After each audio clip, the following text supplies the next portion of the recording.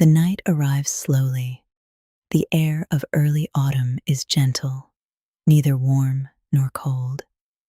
A soft breeze moves across the rice fields beyond the village. The mountains in the distance rest quietly against the darkening sky. One by one, lanterns are lit beneath the wooden roofs. Tonight is the 15th night of the 8th lunar month. Inside a small courtyard, a wooden table has been carefully wiped clean. The grain of the wood glows softly in the lantern light. From the kitchen comes a faint sweetness, the scent of red bean paste and toasted flour, slowly drifting into the evening air. The fire in the stove is low. An old grandmother sits on a small wooden stool. Her hands are lined with age, but steady. She places softened red beans into a stone mill and gently turns it in slow circles. The sound is soft, rhythmic, almost like breathing. The ground bean paste is placed into a small copper pan. She stirs slowly with a wooden spoon, not rushing, not pausing. Beside her sits her granddaughter. The child rests her chin in her hands, watching. Grandmother, will the moon be very round tonight? The grandmother smiles. Fine lines gather softly at the corners of her eyes. Yes, she whispers. On the 15th night, the moon is at its fullest.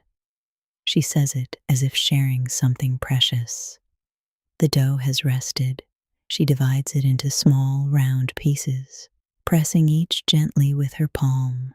The dough is soft, like warm cloth. She wraps the lotus seed filling inside. Her fingers close carefully. She seals each mooncake with quiet patience. The wooden mold is carved with patterns, clouds, a rabbit, branches of a sweet osmanthus tree. She places the dough inside the mold and presses down gently. A soft click. When she lifts it, the pattern remains clear, calm. The child leans closer. Is the moon rabbit really there? The grandmother pauses. She looks toward the window. The sky has turned deep blue. The moon is slowly rising. She breathes in, softly. A long time ago, she begins. There were 10 suns in the sky. The little girl's eyes widen. 10? In those days, the earth was dry and burning. Rivers shrank, crops withered.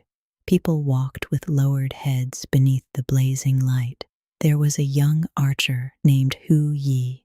He stood upon a mountain, his bow drawn steady, his eyes calm. The first arrow flew, a sharp whisper through the sky, then another and another. 9 suns fell, the earth cooled. The people knelt in gratitude, but Hu Yi did not boast. He simply lowered his bow.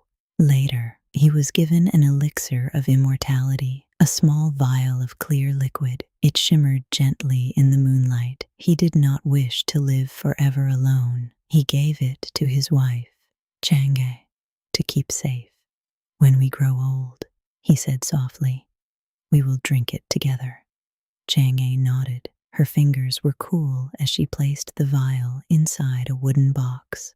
But one day, while Hu Yi was away, a cruel man forced his way into their home. He demanded the elixir. Chang'e's heart beat quickly. Her hands trembled, just slightly. She knew if the elixir fell into the wrong hands, more suffering would follow. She closed her eyes, and she drank it. Her body became light, so light, like a feather lifted by wind. She reached toward the doorframe, but her feet no longer touched the ground. The wind moved through her sleeves. She looked back once, at the rooftops, the courtyard, the rising smoke from cooking fires. There were tears in her eyes, but no regret. The moon drew closer. Was she alone? The child whispers.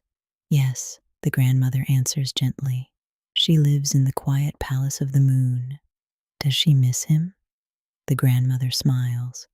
Yes, people miss the ones they love. From that day on, every 15th night of the 8th month, Hu Yi placed a table beneath the open sky. He set out her favorite pastries. He stood quietly, looking at the moon. The villagers saw this. Their hearts softened. They too began gathering their families on this night. They said, "As long as we share the same moon, we are never truly apart." In the kitchen, the mooncakes are ready. Their tops are golden, still warm. The little girl blows gently on a small piece before tasting it. The sweetness spreads slowly, soft and comforting. The grandmother cuts the mooncake into even slices. "Why do we cut them?" the child asks. "Because togetherness," the grandmother replies, "is meant to be shared." The night grows deeper. Tea is poured. Moonlight rests gently upon every face. Some smile, some simply look upward. Crickets sing in the distance.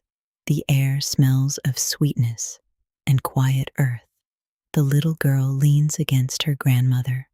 Her eyelids grow heavy. "Grandmother, is Chang'e lonely?"